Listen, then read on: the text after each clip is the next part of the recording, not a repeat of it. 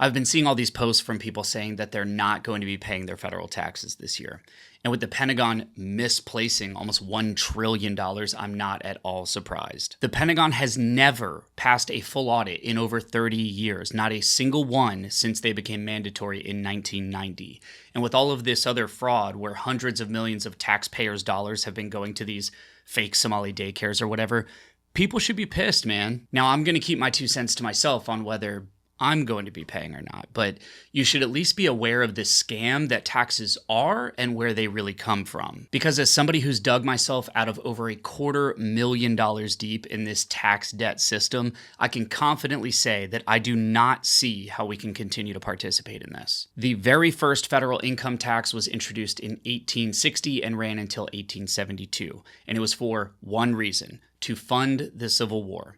Once the war debts were paid, then they got rid of the tax. Then 20 years later, they tried to bring it back, but the Supreme Court struck it down as unconstitutional. Fast forward another 20 years to 1913, and we passed the 16th Amendment, which is the tax system that we still live under today. Back then, the maximum tax rate was just 7%, but the average American paid just 1%. And the highest tax bracket only applied if you made $50,000 a year. So that means you would have to make $1.7 million today, and you would pay about 6 to 7% in federal income tax. So that tax was designed to target the wealthy, not the middle or working class. But today, the IRS on its own website admits that it's far more likely to audit low-income Americans because it's easier, less labor-intensive, and is less in legal fees. Now, here's the thing. We don't just pay income tax. We pay sales tax, property tax, capital gains tax, estate tax, vehicle tax, gas and highway tolls, utility tax,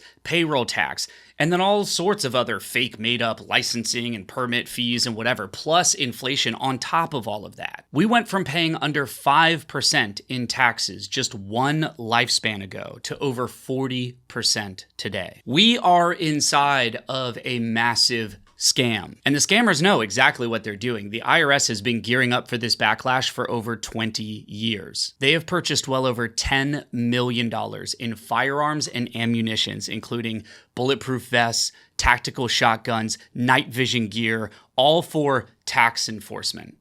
And guess who paid for all of that? If you raised your hand, you guessed correct. We have become weak people.